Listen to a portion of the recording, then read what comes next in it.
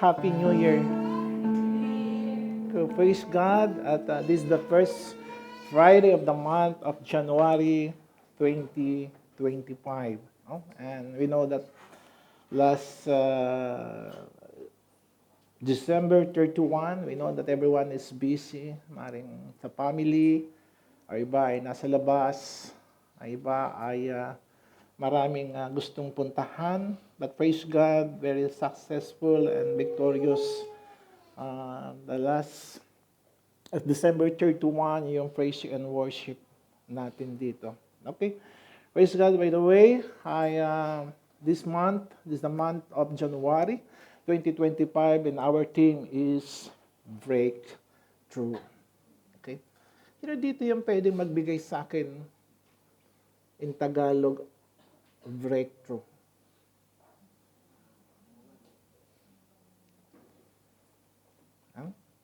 Meron ba? In Tagalog, breakthrough. Meron ba? Lalim. Pambihirang tagumpay. Pwede ba? Pambihirang tagumpay. Okay. Before we read the text this morning, okay, sabihin mo sa katabi mo ngayon, the person next to you, say it, kapatid, sa taong ito, pambihirang tagumpay ang mararanasan mo sa pangalan ni Jesus. Amen? Amen? Amen? Amen. Pambihirang tagumpay. Amen. Pambihirang tagumpay. Amen. Sa pangalan ng This year, you will experience breakthrough in your life in the name of Jesus. Amen? So, praise God, maaring iba ay nasa bakasyon pa. Marami tayong mga kapatid ngayon nasa bakasyon. But praise God, sa bawat isa, this is the first Friday of the month. We know not ang lahat ay we're going to church, just give and praise and glory sa ating Panginoon. But in the year 2025, in Hebrew calendars is 5785. Year 5785. No? Not 2025. No? Hebrew calendar 5785. They will start N5 and they will end N5. No? There's a prophetic insight and a step into year 5785 is significant that the years begin and end with the number 5. 5 in the Bible is whole deep meaning, symbolizing grace, God's unmerited favor, divine empowerment. As we enter this new season, we're reminded of God's abundant grace that surround us both the beginning and the end of this journey 2025. Amen? So very important, this unmerited favor, a double blessing, a double favor from the Lord, we will declare this year. Amen? And year 2025, we will position ourselves to receive the grace of God, and we humbly accept and receive His blessing, favor, wisdom, power, healing, restoration, joy, peace, prosperity, and abundance life, magnifying the holy name of Jesus Christ. He is our Lord and Savior. Amen? Ready ba tayo doon to receive yung double portion, yung grace ng Lord, yung joy, yung favor, yung wisdom and power, healing and restoration? Say amen. Amen. Amen. Okay. Praise God. And one of the breakthrough in the Old Testament, and Pastor Agolda mentioned earlier that about crossing the Red Sea.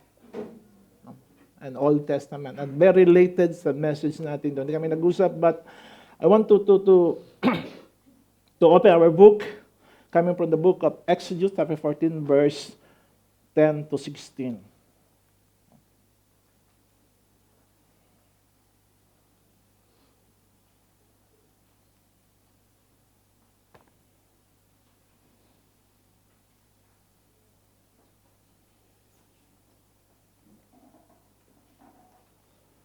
Exodus 14, verse 10 to 16, a New King James Version.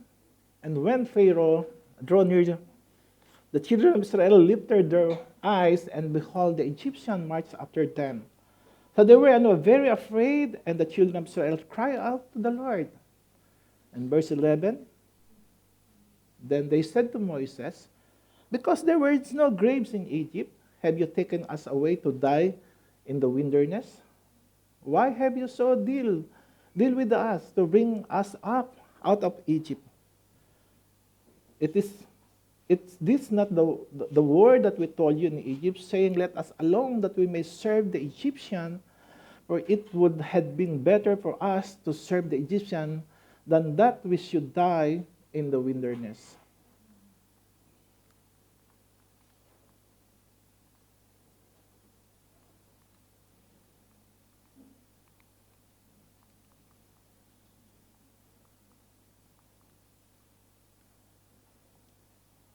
And Moses said to the people, do not be afraid, stand still and see the salvation of the Lord, which he will accomplish for you today.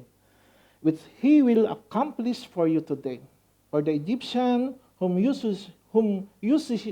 see today, you shall see again no more forever. The Lord will fight for you, and you shall hold your peace. And the Lord said to Moses, why do you cry to me? Tell the children of Israel to go forward, but lift up your rod and stretch out your hands over the sea and divide it. And the children of Israel shall go on dry ground through the midst of the sea. Can we bow our head and ask the guidance of the Holy Spirit sa umagang ito? Panginoon, maraming pong salamat, Panginoon, sa umagang ito. And as we enter, Panginoon, sa taong ito, O God, Lord, salamat dating, Panginoon, sa umagang ito, O God. At tunay nga po, pambihirang tagumpay, O Diyos, ang patuloy paparanas, Panginoon, sa umagang ito sa iyong mga anak. Thank you, O Lord, for the message, for the wisdom, O God, revelation, Lord, sa umagang fresh manna, O God. Open our heart and mind, O God, to perceive, O God, to receive your message, O God, to see, O Lord, the goodness, Panginoon, the spiritual things, O Lord, that we'll hear tonight, O God. Lord, salamat for your angel, Panginoon, na kasama namin. And Lord, have your way in this place, O God. Bayan mo, Panginoon, na ikaw ay mangusap sa puso ng bawat isa. Salamat, Panginoon, sa gagawin mo sa taong ito, sa aming buhay. At ito ay pinagkakatiwala namin sa iyo sa pangalan ng aming Panginoong Hesus. Amen and amen.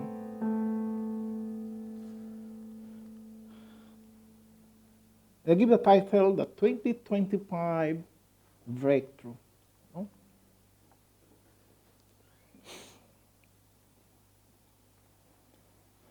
From Exodus chapter 4, 14 verse 10 to 16, and I will give you 5 important points at ito yung ating lalakaran, ito yung ating tutunghayan sa umagang ito.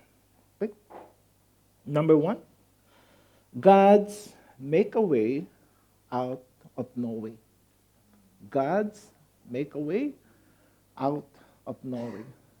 If you see, yung buhay mo is the end, ay maring dumarating tayo sa mga punto na ang buhay natin, parang ito na, wala na tayong matatakbuhan, wala na tayong makukuhanan ng tulong, wala na tayong malalapitan, para sa atin, tapos na yon.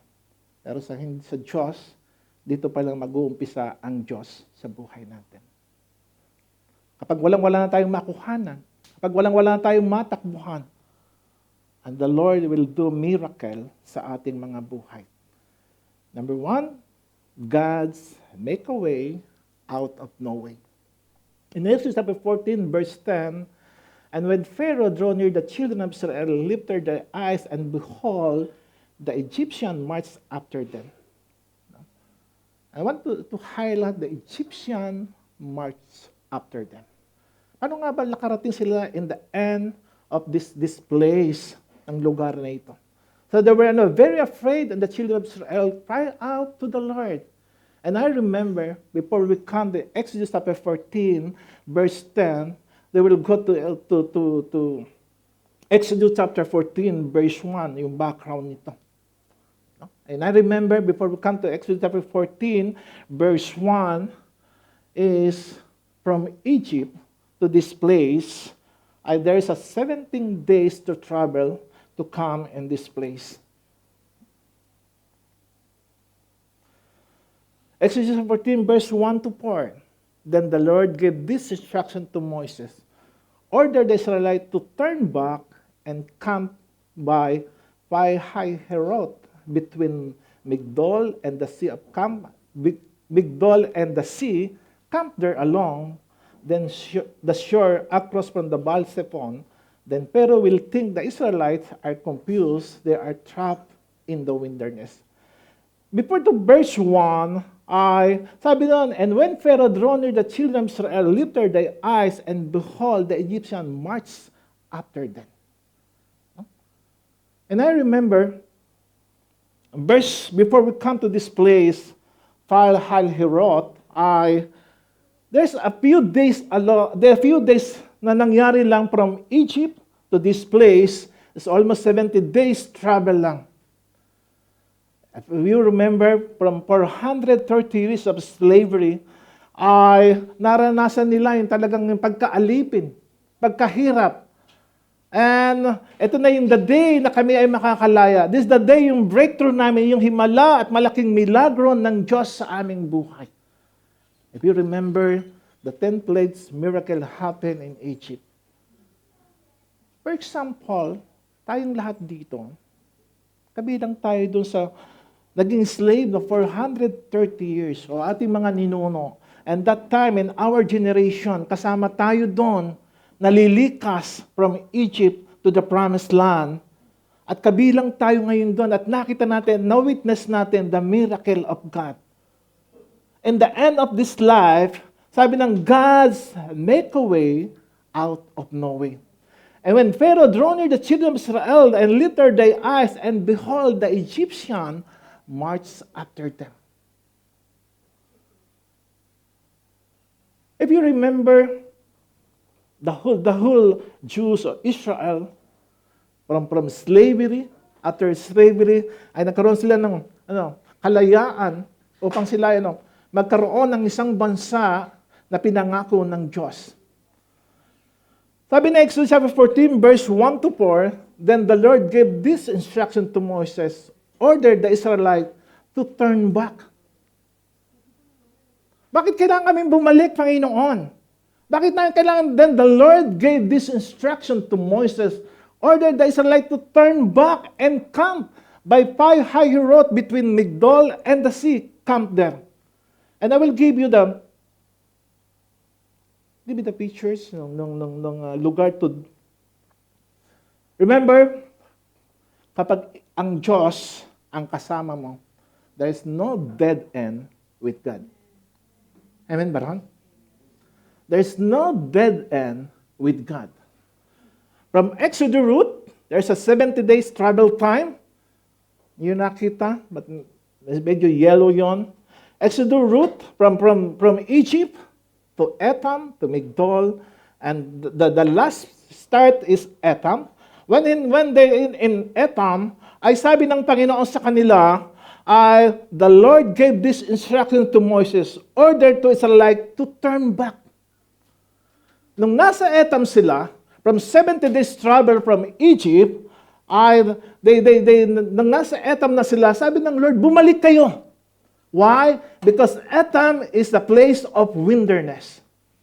It's dead end. And Migdol, the surrounded of mountain and valleys. Wala na kayong tatakbuhan dyan. Wala na kayong malulusutan dyan. Then the Lord gave instruction to Moses, order the Israelites to turn back and camp by Pi-hahiroth between Migdol and the sea. And camp there. Kung titignan natin in verse 1, sabi, and when Pharaoh drew near the children of Israel and their eyes, and behold, the Egyptian marched after them. Nung bumalik sila at nag-camp 8 days, nakita lang yung Yung mga surrounded mga armies ng Egyptian.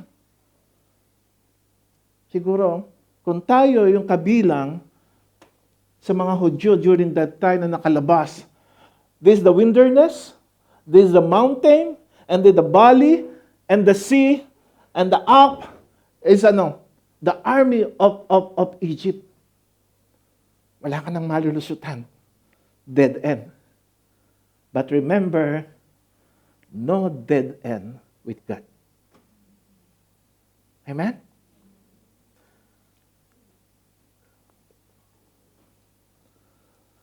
God's make a way out of no way. Ngayon, kung tayo kasama doon sa almost 2 million na mga Israelite, kapag dead end na, ano yung magiging prayer natin? Ha?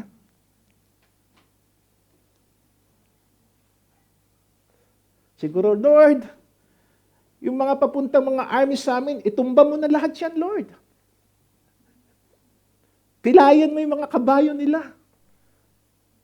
Ano yung magiging prayer natin? There's wilderness, mountains, valley, and sea na trap sila.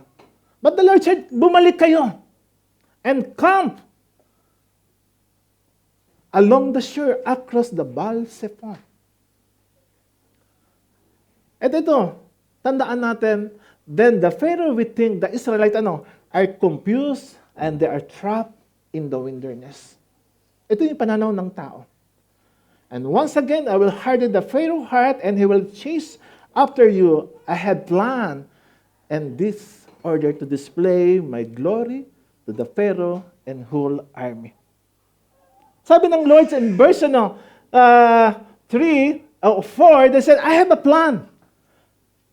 Kung ikaw ay surrounded ng problema ngayon, kung ikaw ay surrounded ng pagsubok ngayon, kung ikaw ay surrounded ng wala ka na matatakbuhan, sabi ng Panginoon, I have a plan. Meron akong plano sa inyo. Amen ba doon? I have a plan. This to order to display my glory through the Pharaoh.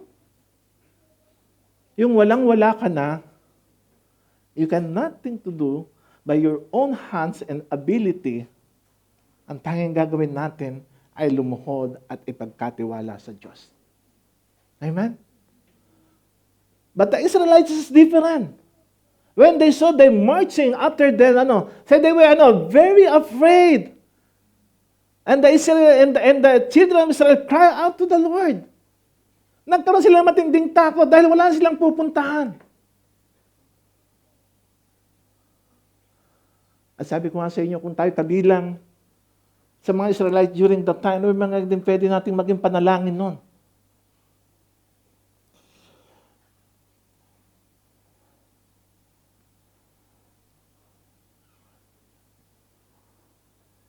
Exodus chapter 14, verse 5 to 9.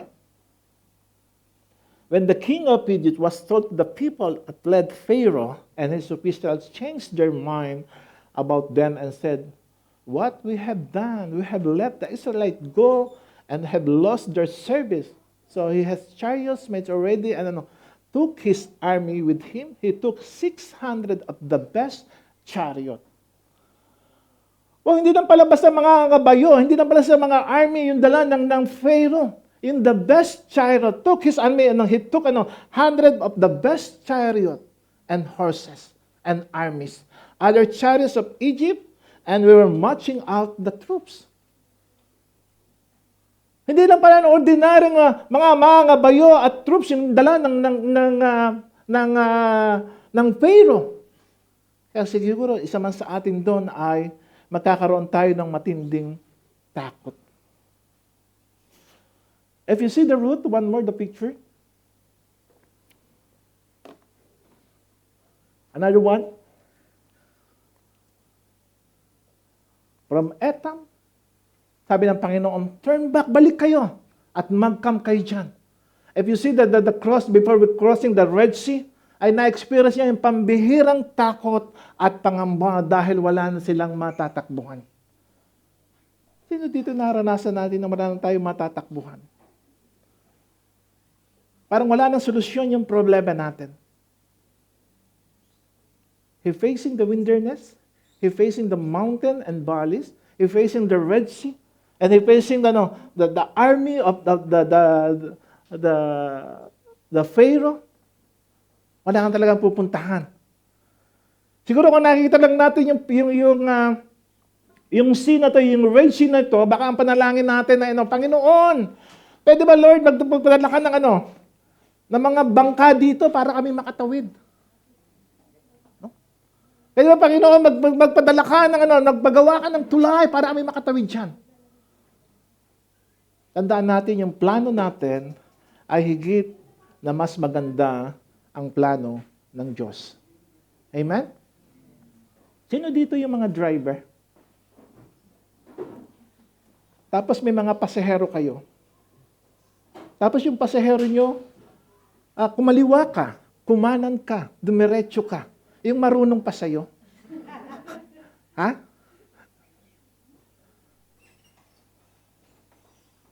Alam mo, pag sumakay ka doon sa presensya ng Diyos, kailangan mo lang ay magtiwala sa Diyos.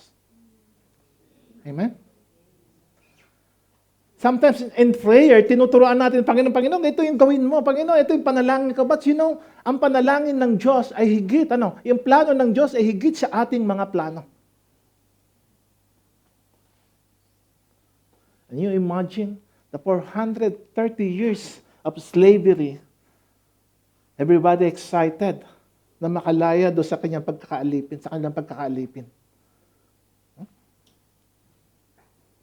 Of course, kung tayo man ngayon, in the past years, alipin pa tayo ng bisyo. Alipin pa tayo ng kasalanan. This is the year we declare na tayo ay bibigyan ng kalayaan. Amen? And number 2, the Lord works in difficult times. The Lord's works in difficult times. Exodus chapter 14, verse 13 to 14. And Moses said to the people, do not be afraid.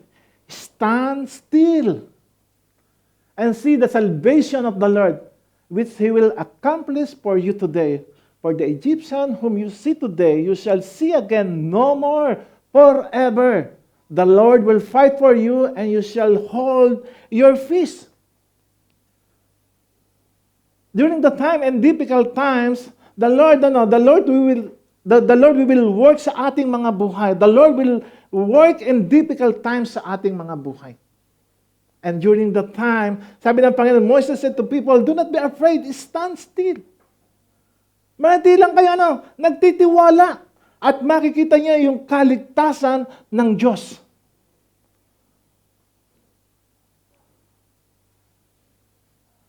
Minsan ang tao ang daling makalimot. Just a few days a week na experience ng Israelite yung miracle ng Diyos during that time when I was in Egypt. The 10 plagues and the miracle na ginawa ng Diyos, ang daling makalimot. No? Panginoon, ano yung gagawin namin? Nagkaroon ng matinding takot sa sitwasyong ganito. Always remember, the Lord works in difficult times. Gumagawa ang Diyos doon sa sitwasyon na alam natin, parang Lord, ang hirap ng sitwasyon ko. Parang Lord, ang hirap ng kinakaharap ko ngayon. But ang Diyos gumagawa dyan sa buhay mo. Amen? Yung salitang, do not be afraid and stand still. Psalms 23 verse 4, even though I walk through the darkness valley, I will fear no evil, for you are with me, your rod and your staff, they comfort me. No? Do not be afraid. Even though the walk through the darkness valley, I will fear no evil for you. For you are with me, and your rod and your staff, they comfort me. No? Sa panahon na ikay natatakot, may pangako ang Diyos. May salita ang Diyos at pangako ng Diyos para sa ating lahat. Psalms 23 verse 4. Sabi naman, stand still, the Lord will fight for you. Deuteronomy 20 verse 4. For the Lord your God is he who goes with you to fight for you against your enemy, to give you the victors. Stand still, and the Lord will fight for you. Diba, ang sarap na lahat ng bagay ay pinagkakatiwala natin sa Diyos. Even yung ating difficult times and problem na kinakaharap natin, ito ay nilalapit natin sa Diyos. And I remember, the last 15 years ago, o 15 or 16 years ago, nag-try ako na i-visit dito yung aking pamilya dahil maliit pa yung sweldo ko. Just a visiting lang for 6 months. No? And kasama ko si Hannah, si Lara, wala pa si Gab noon. 14 years ago. No? And that time, hindi ko alam kung paano ko ipapasok si Hannah sa PSD. Why? Because yung visa nila ay visiting lang. At pagkatapos nung lumapit ako sa school, sinabi niya sa akin, Sir, unang-una, yung anak niyo visiting lang dito sa Qatar. Pangalawa, wala pa siyang permanent visa. Pangatlo, sa haba ng listahan, imposible na makapasok yung anak mo sa PSD. Ang lahat ng family dito, we experience yung mga ganyang sitwasyon. Amen? Pero Lord, paano mag-aaral yung anak ko? No? Wala na akong malapitan, wala na akong matakbuhan. And the next day, pumasok ako sa work. And mga tao nag-approach sa akin doon. No? At nagpakilala sa akin. No, Sir, sabi niya, baka pwede tulungan mo ko sa problema ko ngayon kasi yung sakyan ko nagkaroon ng problema. Nagtatrabaho po ako sa Toyota as a technical advisor. And sabi niya sa akin, baka pwedeng tulungan mo ako. Ibig naman sa akin, kahit Pilipino o hindi man, o ibang lahi man, part ng trabaho ko yun talagang mag-assist sa mga tao. Tapos sabi ko, sige sir, walang problema yan. And later on, sabi niya sa akin, alam mo, tiga-embassy ko. Baka may kailangan ka, pwede kitang matulungan. And I remember, yung most na kailangan ko, yung anak ko maipasok sa school. You know what happened? Sabi ko sa kanya, sir, tamang-tama. Yung anak ko, hindi ko maipasok sa school eh. Kasi ang haba ng pila, saka yung permanent lang yung visa na ina-accept. Immediately, the person na nagtatrabaho sa embassy, tinuwagan niya si Acosta. And immediately, nag-respond si Acosta, sabi niya sa akin that day, sige, bukas, dali mo na yung anak mo, pwede nang pumasok sa school. No?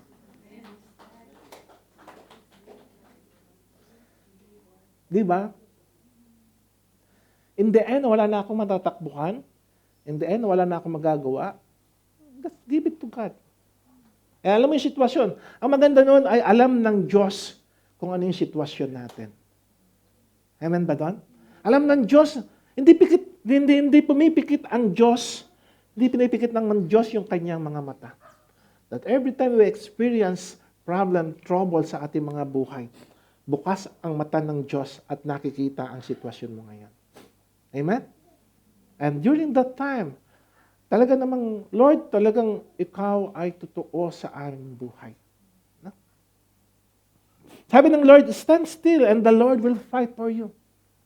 For the Lord your God is He who goes with you to fight for you against your enemy, to give you the victories, and hold your peace. Alam mo? The only thing na alam natin, na kasama natin ng Diyos, ay meron tayong kapayapaan at kagalakan sa puso during the time of trouble. Romans 15 verse 13.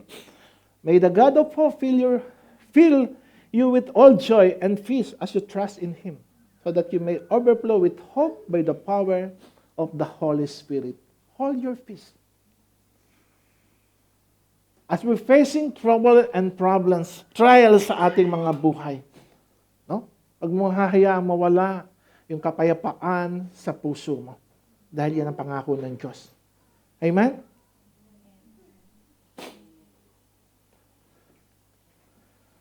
Verse 15 to 16. Number 3 said, God tell us to go forward. And the Lord said to Moses, why do you cry to me? Tell the children of Israel to go forward, but lift up your rod and stretch out your hand over the sea and divide it. And the children of Israel shall go and dry ground through the midst of the sea. And I want to see the word, verse 16, go tell us to go forward. Paano kami, Lord, mapunta ng forward? Ito nga, surrounded natin ng mountains and deserts and armies of Egypt. And sea. Sabi ng Panginoon, go forward. Why do you cry me? Why do you cry to me? Tell the children of Israel to go forward. Wala na nga eh. Wala kami tatakbuhan, but sabi ng Lord, go forward. And the next verse say, no, but, ano sabi doon? Ha? Go forward, but ano? Lift up your rod. What's our rod?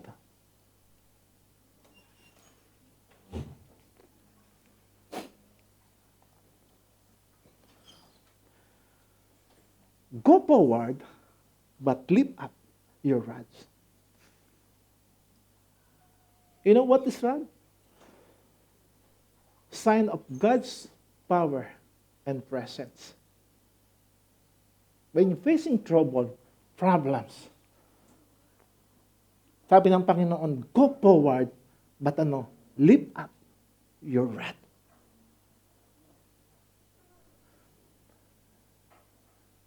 Sign of God's power and presence. Sino dito yung na-experience ang Diyos? Yung great testimony natin sa Diyos. Exodus 33, verse 13 to 14. Now, therefore, if I have found favor in your sight, please show me now your way that may know you in order to find favor in your sight. Consider that this nation is your people. And he said, my presence will go with you and will give you rest. When sabi sign of God's power and presence, this is the rod ng Diyos sa ating mga puso. Your experience, your testimony. How will you encounter the Lord? How we encounter in the past 2024, how we experience the Lord sa ating mga buhay. How we experience the miracle ng Diyos sa ating mga buhay. This is a sign of God's power and presence. You know? And this year, 2025, we have read also the pilot verses. No? Lahat tayo, and last December 31, may praise and worship dito, at meron tayong mga binunot ng mga verses dito. Sino mga nakabunot ng verses dito? Amen. This is the pilot verses in the year 2025. Amen ba doon? This is our pilot verses na gagawin natin in the year 2025. This is our rod. This is the promise ng Lord. In the year 2025, this is the pilot rod natin. This is the pilot verses natin. Ako meron din. Amen? And I will hold this promise ng Diyos and I will consider this the rod of God. This is the presence of God. This is the promise of God. Amen? This is our pilot verses, the year 2025. Let's hold the promise of God. And you will see the miracle ng Diyos. Yung mga nag-hold ng promise and presence ng Diyos ay makakasumpong ng tunay na kapayapaan. My presence will go with you. And I will give you rest. Rest and peace. Sino may gusto? Rest lang muna. Pag sinabing rest in peace, parang iba yung nasa isip natin. No? Pastor, rest lang muna. Wag muna yung peace. Rod, number 2, a symbol of authority. Luke chapter 10, verse 19. I give you authority to trample on snake and scorpion and to overcome all the power of the enemy. Nothing will harm you. And this is our declaration. Rod, a symbol of authority. Remember, during the time you are crying and afraid, remember there's authority na binigay ng Diyos sa iyo. Amen? Use the rod of God. The experience, how we experience yung Diyos sa ating mga buhay. In the past 1 year, how the miracle and experience ng Lord sa buhay natin. Lord, in the last 2024, hindi mo kami pinabayaan. Amen? Maaaring sabihin mo, Panginoon, Pastor, wala naman kami nakitang ginawa ng Diyos sa amin. Wala kami miracle na kinaharap. You know, every day na buhay tayo, ito ay milagro sa Diyos. Milagro sa ating buhay. Amen? Sabi ko nga nung nakaraan, yung buhay na meron ko ngayon, na nakakalakad ka ngayon, nakakapalakpak ka ngayon, nakakatalong ka ngayon, yan ang panalangin ng iba. Amen? Marami sa mga nasa hospital ngayon, ang panalangin, Lord, gusto namin makalakad. Gusto namin makapalakpak. Ngayon, kumakain tayo ng masarap, nakakain tayo kung ano yung gusto natin, yan ang panalangin ng maraming tao na ngayon hindi makakain. Nakakain lang through ano? Yung dextrose na dumadaan sa kanilang katawan. Kaya nga, ang dami natin pwede ipagpasalamat sa Panginoon. Pero ang nangyayari, take for granted na lang natin yung biyaya at kapangyarihan ng Diyos sa ating buhay. Parang sa iyo, ordinaryo lang yan. Pero sa ibang tao, Himalayan. Amen? Yung nasa atin ngayon, sa atin, ordinary lang yan.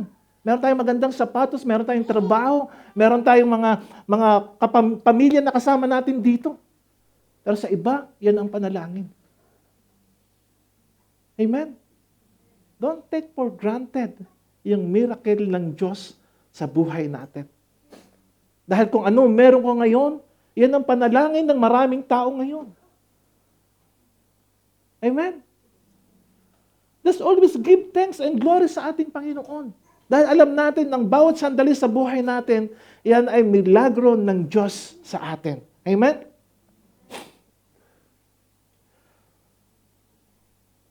And number 4, the Lord will use trial to triumph. Amen? Exodus 14, verse 20 to 22. Then Moses raised his hand over the sea, and the Lord opened out of a fat through the water with a strong east wind, and the wind blew at the night, turning the seaweed into the dry land. So the people of Israel walked through the middle of the sea on the dry ground, with walls of water on each side. Sa verse 22, so the people of Israel walked through the middle of the sea on dry ground, with ano? With walls of water on each side. Anong ibig sabihin nun? Yung karagatan pa lang ito na pinatatawid sa amin ng Panginoon, yung karagatan pa ng problemang ito na kinakaharap ko ngayon, ito pala magiging daan para tapakan ko at magtagumpay sa buhay. Sabi niya rito, no? So the people of Israel walked through the middle of the sea on the dry ground with ano? With walls of water. Ito pala magiging haligi. Yung tubig na ito, yung karagatan, kasi laki ng problemang ito, kinakaharap, ito pala magiging daan upang ako'y magtagumpay sa buhay. With walls of water. Ginamit ng Diyos ang tubig na ito, parang ito, no, maging pader at sila ay makadaan sa Red Sea. With walls of water of each side. Sometimes yung problema natin, no? Tinitreat natin masyado ng malaking problema. Pero hindi mo alam, yung problema kinakaharap mo ngayon, ito pala magiging daan para ikaw magtagumpay sa buhay. Amen? If you read the story, na merong isang janitor na nag-apply siya ng trabaho. No? Almost the first interview, ay natanggap na siya. Sa pangalawang interview, tinanong siya ng manager ngayon, na almost pasado na siya. Tinanong sa kanya kung mayroon siyang email address. So, sabi niya, wala pa akong email address. Hindi pa ako nagko-computer. Sabi ng manager sa kanya, sorry, hinahanap namin dito, mayroong email address. And that time, yung 5 piso na sa kanyang packet, binili niya ng kamatis paglabas niya ng building. Ay, 5 piso na yun, nakabili siya ng kamatis at nagkaroon siya ng ideya, yung kamatis nito, ang dami palang taong nangangailangan ng kamatis. Yung mabili niya 5 pisong kamatis, no, hindi niya ito ginamit, binenta niya ito. At tumubo ng 5 piso. And the next day, yung 10 piso niya, binili niya ng kamatis. At tumubo ito ng 20. And go on past day, they come the day, hanggang siya hindi na yung kilo-kilong kamatis ang binibili niya. Kain-kain na. Sometimes, kapatid, in the end of kanyang buhay, naging siyang matagumpay na negosyante. Kung di ka natanggap sa trabaho, fine. Merong panibagong pintuan, bubuksan ang Diyos. Amen? Kung di ka nakapag-deal ng business mo ngayon, ng transaction mo ngayon, fine. Kasama ko ang Diyos.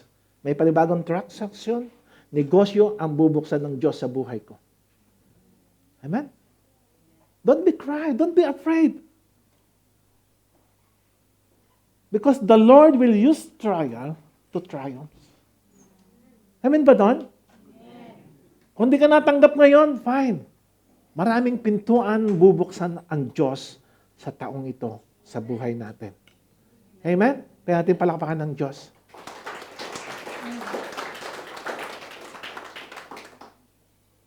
In every situation sa buhay natin, maaaring tayong lahat ay nakakaranas ng iba't ibang sitwasyon sa buhay. But salamat sa Diyos. Naran siya, yung pangako niya, hindi ito kumukupas at nawawala sa atin. I remember this picture. 1,000,000 of Israelites crossing the Red Sea.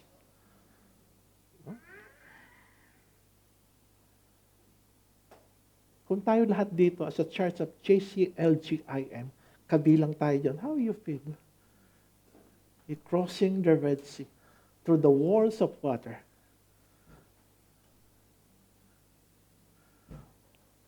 It's a great experience, great breakthrough sa buhay ng bawat isa. Amen? And tonight, and today, we will declare yung great breakthrough sa buhay natin. Amen? And the last, 2025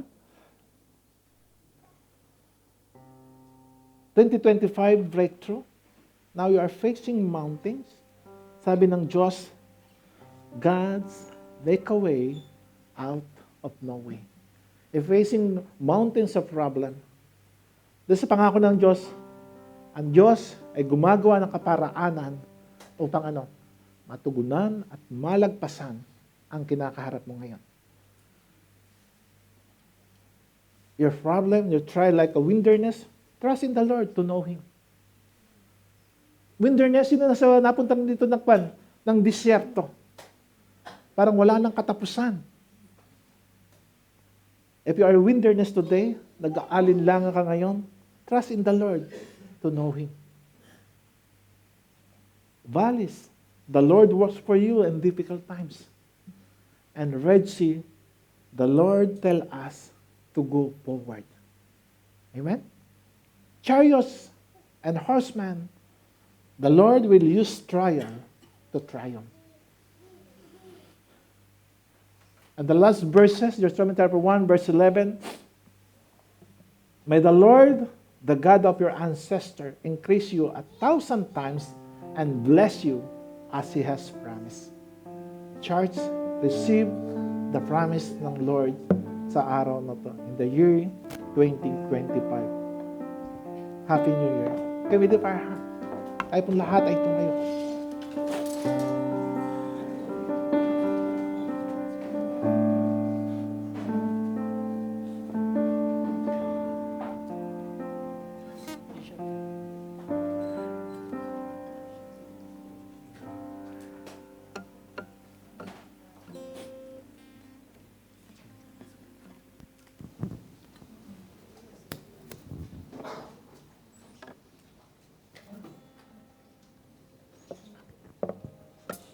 Thank you, Lord, for your promise.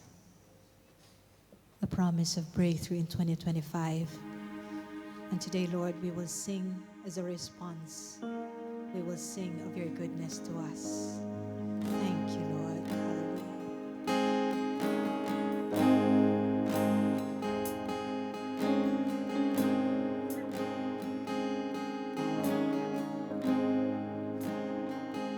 I love you, Lord, for your mercy never fails me. All my days I've been held in your hands. From the moment that I wake up till I lay my head, and I will sing of the goodness of God. All my life you have been faithful. All my life you have been so, so good.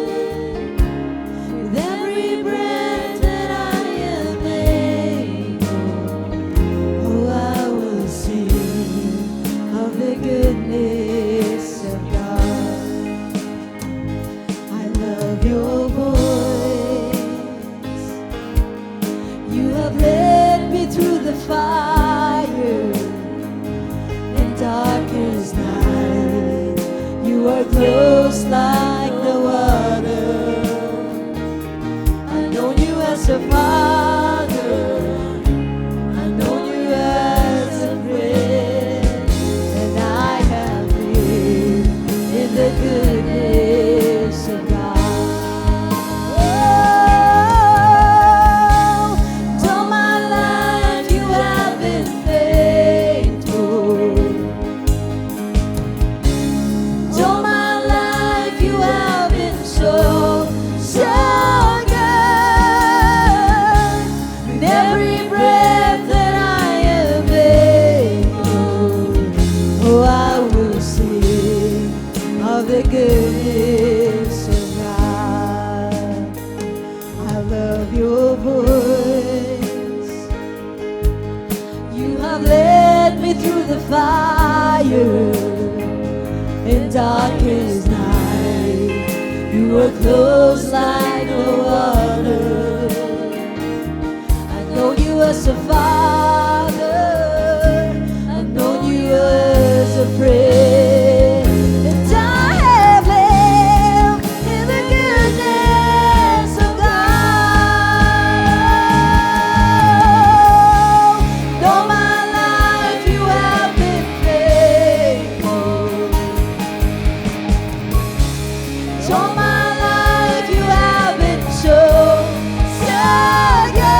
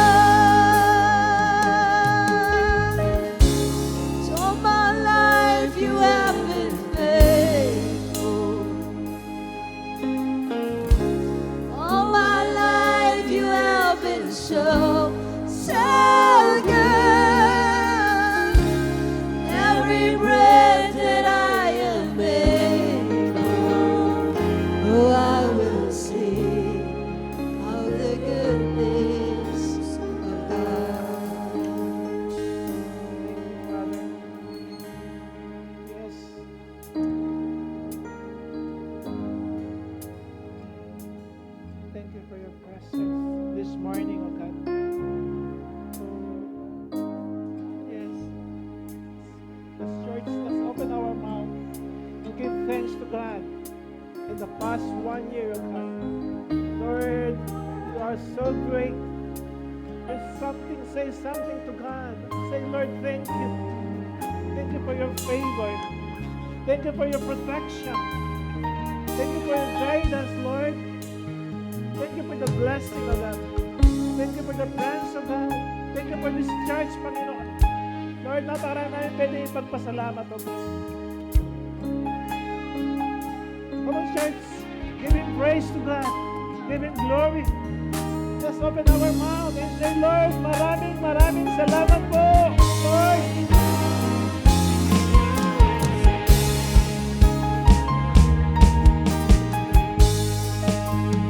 Hallelujah.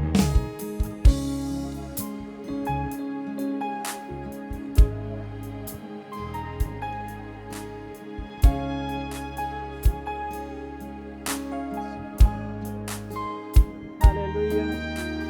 And this morning, those who are seeking guidance, kung nalilito ka ngayon, naguguluhan ka, you're looking for guidance na nagmumula sa Diyos. Can we lift your hands and say amen?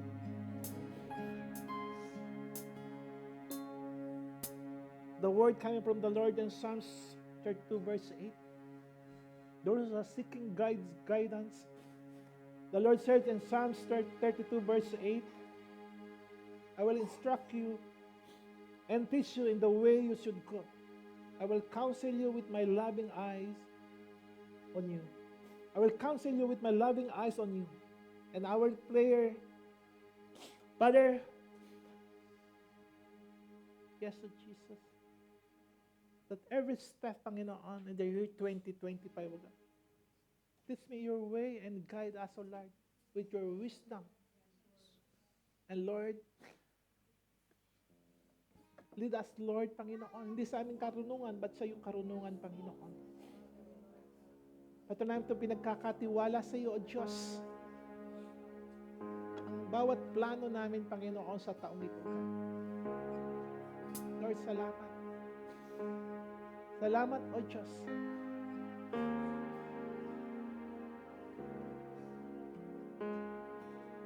Seeking for family blessing for the year 2025. Family blessings in Joshua 24 verse 15. But as for me and my household, we will serve the Lord. Hallelujah.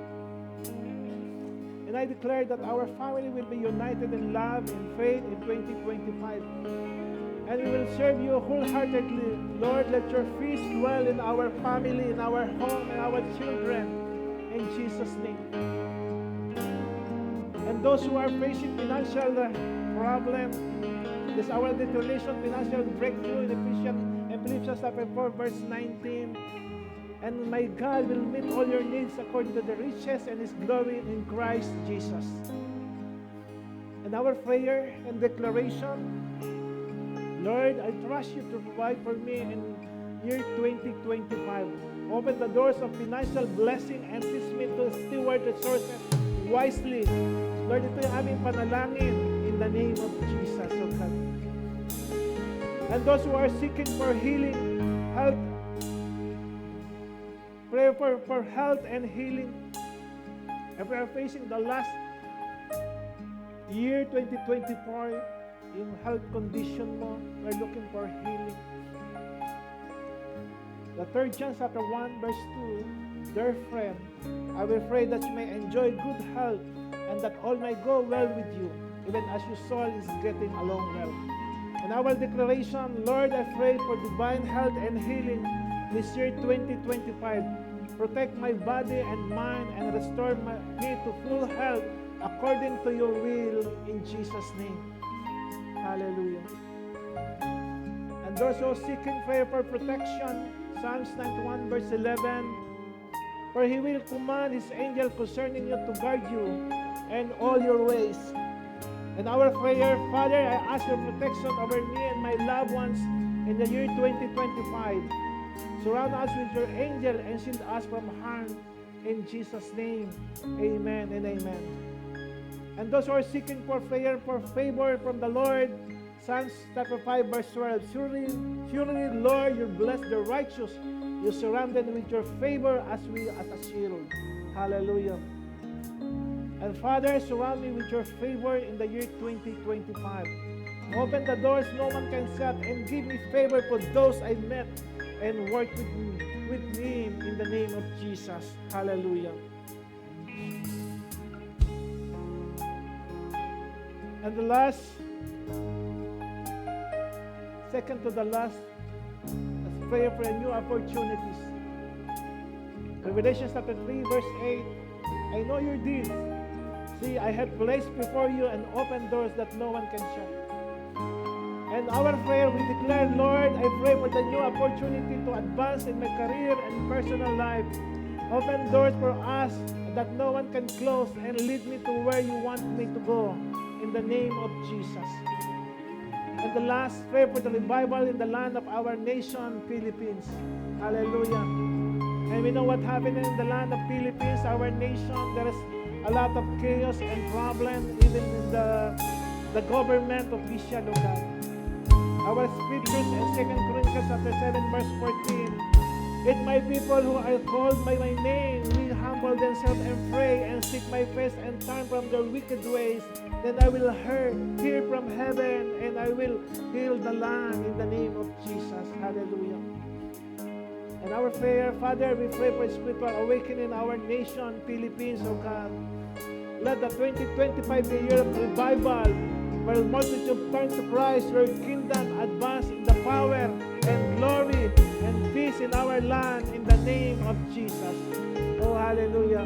Lord, maraming salamat, Panginoon, O Diyos, dahil alam namin, Panginoon, in the year 2025, O God, with His blessing, favor, double, Lord, the grace na nagmumula sa iyo. That every opportunity, Panginoon, O God, we're looking, Lord, the great opportunity, Panginoon, O God, kung sarado man ang pintuan ng trabaho namin sa iyo, nakaraan last year, O God, Lord, may panibagong pintuan kang bubuksan sa amin, O God. And we, Lord, we declare also, Lord, the promotion, Panginoon, sa bawat, Lord, the company, Panginoon, the salary increase, O God, in the name of Jesus, O God. And we rebuke that any kind of, Lord, the sicknesses in our home, in our family, and our children, in the name of Jesus. In the name of Jesus. And we declare wisdom, knowledge, and understanding, Panginoon, sa aming mga anak, sa iyong mga anak na narito ngayon, O God. Lord, salamat dahil alam namin, Panginoon, may gagawin ko, O Diyos, sa buhay ng bawat isa, God. And meron the bawat family, Lord, the nanay and tatay, bawat anak na narito, away din kanilang pamilya, O God. Lord, we pray protection, Lord, and healing, Panginoon, O Diyos. Lord, who has experienced, Lord, suffering, Panginoon, sa kanilang mga sakit, we rebuke in the name of Jesus, O God. Lord, salamat, Panginoon, sa araw na ito. Thank you for the blessing, Panginoon. Thank you, Lord, that we receive, Lord, your favor and grace sa taong ito in the name of Jesus. Thank you for the good health, Panginoon, O God. Thank you for the Lord, that the peace and joy na meron kami, O God. And this year, O God, once again, we declare, Lord, the breakthrough, Panginoon, in the name of Jesus. In the name of Jesus, O God. Lord, salamat po. Salamat, O Diyos, sa iyong lahat ang papurit parangal sa pangalan ni Jesus. Everyone say amen and amen. Hallelujah. Woo! Yes, Jesus. Every breath that I am made of, I will sing of the goodness of God. All my life, you have been faithful. All my life, you have been so, so good. With every breath that I am able, I will sing of the goodness of God. I will sing of the goodness of God. Oh, I will sing of the goodness of God.